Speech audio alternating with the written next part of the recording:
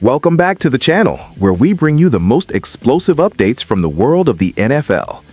Today, we have a situation brewing in the Windy City that could either propel the Chicago Bears to the top of the NFC North or sink them into a financial abyss for years to come. We are talking about the 2026 offseason, a period that feels far away but is already dominating the conversations in the front offices at Hallis Hall. The Bears have a glaring, painful, and persistent problem that they just cannot seem to solve. They need a dominant force on the edge to complement Montez Sweat.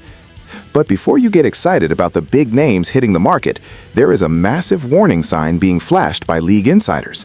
Are the Bears about to make a multi-million-dollar mistake that will haunt them for a decade? We have to look at the context here. The Chicago Bears entered the current era with high hopes. They have the quarterback, they have the leadership, and they have a defense that at times looks elite. However, the Achilles heel of this unit has been the lack of a secondary pass rush. Montez Sweat is a monster, a focal point of any offensive coordinator's nightmare. But when Sweat is neutralized, when he is double-teamed or slid inside, the Bears' pass rush has historically vanished. It is a terrifying reality for fans who remember the days of a relentless monsters of the midway defense. Last season, the front office thought they had found the solution. They signed Dayo Odeyingbo to a lucrative 3-year, $48 million contract. It was a move praised by many, seen as the perfect pairing. But as the old saying goes, the best ability is availability. Odeyingbo's first year in Chicago was a tragedy in football terms. During a Week 9 victory over the Cincinnati Bengals, a moment that should have been a celebration turned into a disaster when he suffered a season-ending Achilles injury. Before that injury, he was showing flashes of why they paid him: 21 tackles, a sack, and 4 quarterback hits in 8 games. But now, his future is a massive question mark. Can a player ever truly recover that explosive first step after an Achilles tear? The history of the NFL says it is a gamble, and for Ryan Poles, gambling with the team's future is a dangerous game. This brings us to the looming 2026 free agency. The names on the board are enticing: Kwity Paye, Boye Mafe, Arnold Ebiketie. They all sound like the young, high-upside players the Bears should be targeting. But stop right there. Jacob Infante from Windy City Gridiron has issued a stern warning that every Bears fan needs to hear. He argues that these players are traps. They are name-brand players who lack the consistent store-brand production needed to justify a massive contract. Let's talk about Kwity Paye. He was a first-round pick. He has the pedigree. He will only be 27 years old when he hits the market. On paper, it looks like a slam dunk. But football isn't played on paper. Paye is coming off a season where his production hasn't just dipped, it has fallen off a cliff. After an 8-sack season in 2024, he only managed 4 in 2025. His quarterback hits are at a career low. Yet because of his draft status and age, his camp is going to demand a contract in the range of $15 to $20 million per year. Can the Bears afford to tie up that kind of cap space in a player whose impact is fading? This is the central conflict of the Chicago Bears' identity right now. Are they a team that builds through smart, value-based acquisitions, or are they going to chase the allure of youth at the expense of efficiency? The pressure on Ryan Poles is mounting. Every decision he makes is under a microscope, and the fans are hungry for a deep playoff run. They don't want potential, they want production. They want someone who can win one-on-one matchups on third down. They want someone who makes the quarterback feel the heat before the ball is even snapped. If they sign Paye and he continues this downward trend, it won't just be a bad signing. It will be a franchise-altering error. And it's not just Paye. Boye Mafe from the Seattle Seahawks is another name being linked to Chicago.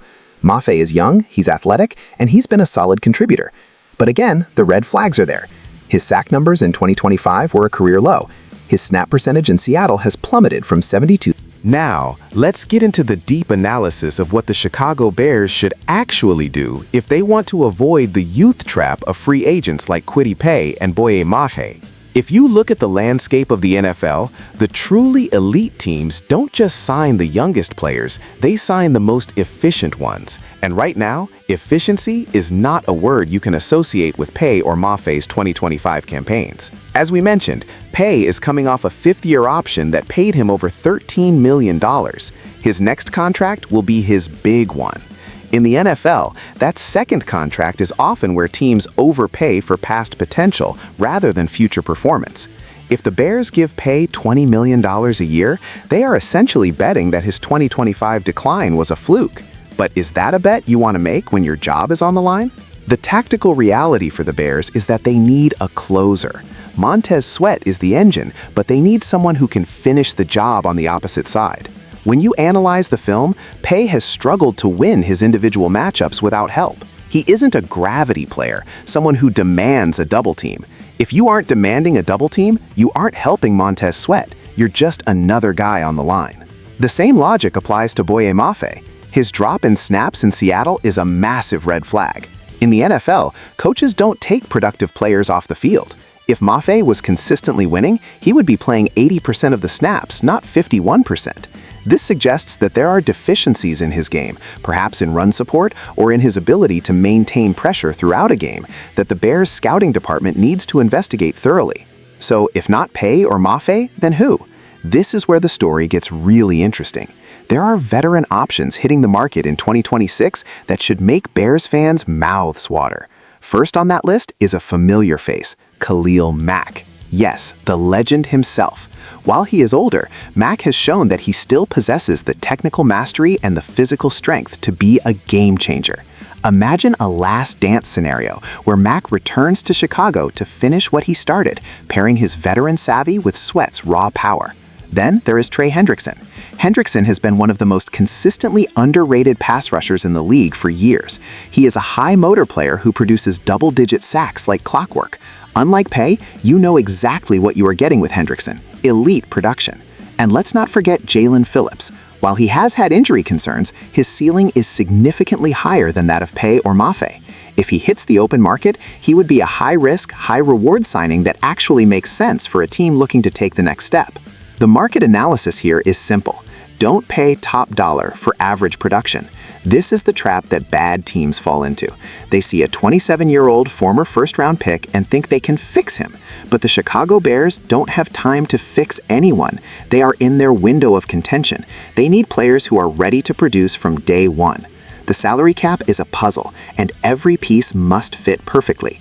If Ryan Poles uses his cap space on Pay or Mafe and they continue to produce at their 2025 levels, the Bears will be stuck with a dead contract that limits their ability to compete with the likes of the Lions or the Packers. It's about the opportunity cost. Every dollar spent on a declining Kwity Paye is a dollar not spent on a top-tier offensive tackle or a dynamic safety. The Bears have to be smarter than the rest of the league. They have to see through the allure of youth and focus on the cold, hard numbers.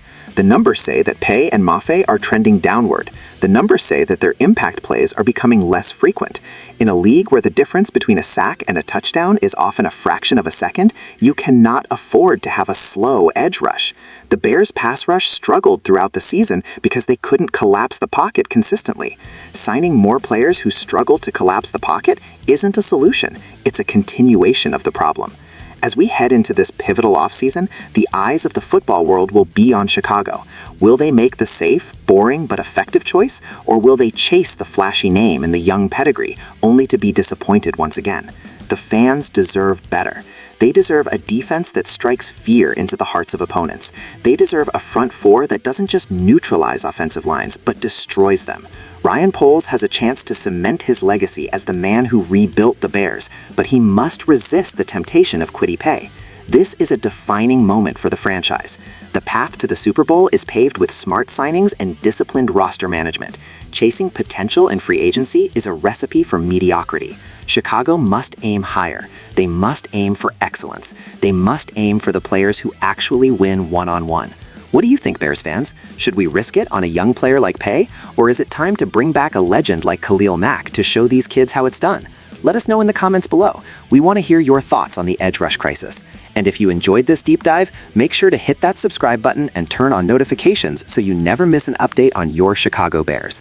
This is the place for the most intense, in-depth NFL coverage on the web. Until next time, bear down.